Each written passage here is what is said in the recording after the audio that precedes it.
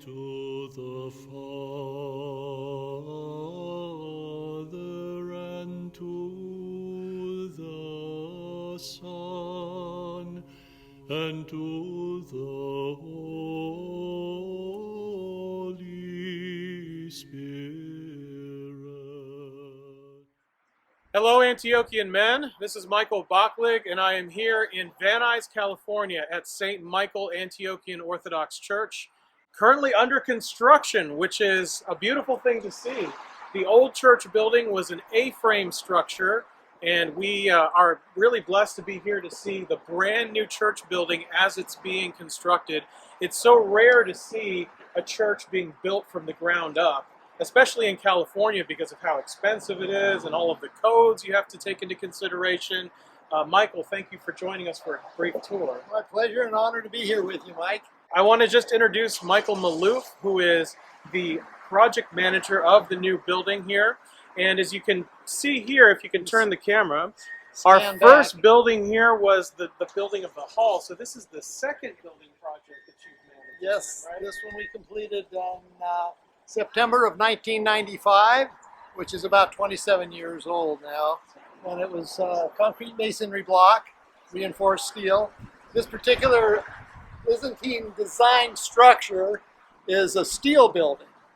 And you can see the elements of high strength steel, which is actually darker as we go through it, the darker steel color, and the interim framing, which is we call the Tin Man, fills in the framing for the architectural look that we want to have. Well, Michael, why don't we go inside and take a look? We're happy to have you take a tour. Sorry, it happens to be a drizzly day today. So Let's go in here and this is our entrance. This is our narthex. We have restrooms on each side as you walk in. And then we have the main entrance into the church. And we have side entrances as well. And we don't have it framed, but in this area over here is an actual cry room for children and all with a one-way glass window through to the main body or the nave of the church. I'm assuming the cry room would be close to the women's restroom then. Correct. That's a great design. Very good. I love that. Exactly right. And on the other side is the men's. We have a mezzanine level and an upstairs as well with we'll incorporate some storage room areas and a bridal room. Oh, that's great. So these would be the main glass doors into the nave of the church. Glass doors in the nave of the church. This is a wide open design. We've just completed the exterior perimeter walls, and once we do that and complete the roof, we have what we call our roof sheeting, but we don't have any watertight roofing material on it. The structure is such designed that our ceilings are barrel arches and groin arches. So if you could picture a building inside of a building, this will all be arched. And we have 4 pillars holding up Christ's dome. So we have our Matthew, Luke, Mark, and John. Each pillar, we actually name pillars in here as we construct them. I think that's unique about this particular design and this structure has to do with the width of it. In a Byzantine design, you have a more narrower church so that you can support the dome and you can support the archways going down the sides. But when we broaden out and try to build as much square footage of building that we can for an occupancy load of 300, then, Mike, we have the challenges of trying to say, okay, how do we structurally make that happen? Right. It's something we couldn't do out of block. Yeah. So that gives us a steel building. We have about approximately a little over 60 tons of steel, of the high strength steel. Now that's your main beams and columns that are the dark gray. And we have that much steel in the ground that you don't see. So what we call a grassroots building, literally removing the grass and going down, we have to dig down 5 to 6 feet. So we have beams called gray beams, which are under the slab that are 4 and 5 feet deep. So we have as much steel that you see above, below, much like a tree. Wow. Well, you know, one of the important considerations in California is earthquakes. Is earthquakes. So I imagine that's part of the reasoning for that is to make sure that it's nice and strong. Yeah. And in the previous building project, I know that it survived the Northridge earthquake. Yes, it did. When it passed with flying With colors. God's blessing. That's wonderful. You were a small boy, about 10, 12 years old. And Yeah. I remember walking you around through that building as well. Yeah. That time we were instructing you. Yeah, I remember that well. Let's go closer to the altar to see a little up close what that looks like. Before we even get to the altar, I can't help but notice the dome. It looks like there's some work being done. Can you tell us what stage that's This in? this last week, we actually are starting to frame our windows. We have 8 windows. Okay. Your dad has had some changes. We started with 16, we went to 12, and now we're at 8. Okay. Because of the iconography that he wanted to place in between. Okay. So we're just beginning the framing of those windows in the dome and the dome itself. And on the right and left side, which are subcontractors call the pop-outs, Yeah. is actually our 2 apses. They're the choir apse and the chanter apse. And we wanted to make sure all our doorways and exit doors were 9 feet, so when we carried the beer, we wouldn't be smacking the cross on the top of it. My dad mentioned that. So the doors are actually much taller so that when you're carrying the beer, you don't have to duck down. We won't be stooping like we used to. That's wonderful. Right. And we have a lot of interim framing to do, so these will be arched. Well, everything is arched. Our ceilings are all arched.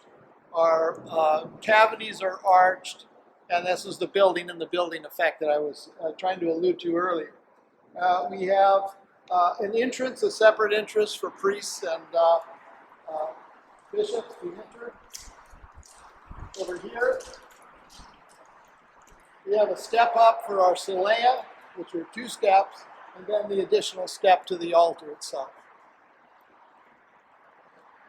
On the south side over here, we have separate, what we're calling, from the city's point of view, an office, but that's basically the prep room for cutting the holy bread, a restroom, and we have a special sink, which is, we call it the holy sink, because the drain line system will go out to an infiltration system outside, which goes to earth, basically, and doesn't connect to the drain.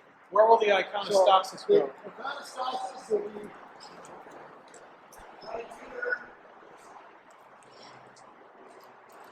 right here, and it'll bridge up about 10 to 11 feet. Okay. And it'll be in this area right here. Well, it's a nice, big, wide space. I can almost picture the icons on the iconostas already now. I'm sure it'll look beautiful. I also noticed, Michael, that there's a balcony in the back. Yes, And the old church building had a balcony as well. we did. That was a Methodist church, and we actually constructed that particular balcony as a choir loft. Choir loft. This particular balcony will be used for overflow seating. Okay. So you have some overflow seating upstairs. Correct. Got it. And it gave us multiple things. It gave us access to the roof. Yeah. It gave us extra storage, and it gave us an extra room to have as a bridal room or however else we wanted to do it. So the building consists of 2 towers, a north and south tower outside. The one tower we use as a stairwell. The other we were going to use as a stairwell and have a much larger balcony come forward to us. Michael, I had one other question for you, especially considering all the work that goes into building a church. And now this is your second building project that you've done, and For this church. for this church. Well, that's true. You've done more than just these 2. But With God's blessing, it's been my honor. It's a little bit in the DNA. I've been a licensed contractor and a general engineer for this is coming up on 40 years now for me. So I'm well into my middle 70s, and this will be my last. Yeah. Well, It's a great Bill. result. But my uncles and my great uncles were all in heavy construction. The Mitri brothers, the Salivas, and I got involved in trying to help. And when you do, it evolves into trying to do the right thing. And I think the most important thing we as men have to do is channel our efforts to help others. We have a cross. When you look up through that dome, you'll see a gold cross up there. We're able to place the cross up there and bolt it down. And I told him, his name is Harris, take your gloves off, as I did, put your hands on that cross, and let's say a little prayer. And our prayer together, that nobody heard, actually, was to have everyone be blessed that looked up and saw this cross. And they have a blessing from it.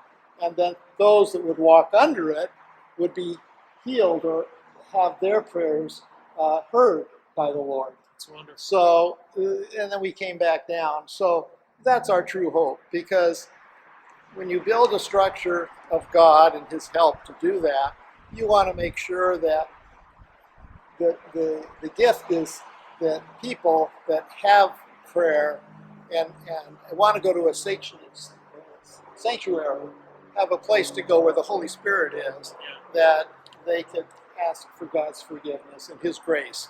And that's what has motivated us as people that want to donate our time and money and our talent to do so. It's a rare thing to see a church like this in this stage of its construction, and I know how much it takes to do something like this. Maybe I don't know, but I think one thing that this parish has is the understanding of wanting to get true value out of things that happen, and things are done the right way, and they're not a burden. It's necessary. When you ask people to give towards a capital project, a large capital project, you have the hesitation in their mind is, will my money that I'm giving really be properly spent? Right. And the only thing that we can pledge to individuals that can give gifts in that way is to let them know that the money and the dollar that they provide to us will be of true value. We'll get the most for it. We'll stretch it as far as we can. And that's where all the extra effort comes from a contractor's point of view. Right. So we've had our challenges. We'll have many more challenges. We'll have, the difficulty of trying to get through the finish where the real cost of can vary so large because you have so many options today of what you put in, the quality of things that you put in. So our aim was to always use the highest quality material that we can, and then ask people if they could please help us on the labor side and make whatever donation they could in providing that to us. And we have asked many, if not everybody, to do that. Well, Michael, I was a member of St. Michael Church for 18 years and lived here, and I can say that the culture of this parish, it's always been a very hard-working parish. It has, and we are getting older now. The parish is getting older now. The worker bees are in their 80s, 70s, and 80s. So we really need the guys in their 40s and 50s to step up. That's right. That was what I was just about to say. Yeah, it's time for that next generation to stand up and take the torch and carry it on. Yeah, at least be able to maintain it. Our biggest fear, the guys in their 80s, biggest fear is, well, when you build this, will they be able to maintain it? Right. So we want that transition. That's our gift. When you have children, as you do, you know that them growing up will have the same, at least, beliefs that you have in terms of how you view things, and then allow them to make their own decisions and their own growth. But you want them to at least appreciate what you've given to them. Yeah, and this is a wonderful thing to hand down to the next generation. And we hope so. We hope that many miracles can be made. Yes, we know that your dad, as a priest, has been involved in many miracles with people's sickness being extended and cured. And so there are miracles that exist. I've had that in my own family. We've all gone through trials and tribulations. Well, thank you, Michael, for your time and showing us the church in this stage of construction. Come back, and with God's blessing, we can finish it, and hopefully I live long enough to see it. Sounds good. All right. Thank you, Michael. You're welcome. All right, God bless Antiochian you. men, we hope to show you the finished product here. Maybe the next time we're in town, we can take a new video and show you what it looks like when it's all done. Have an update. Yes. God bless you. All right.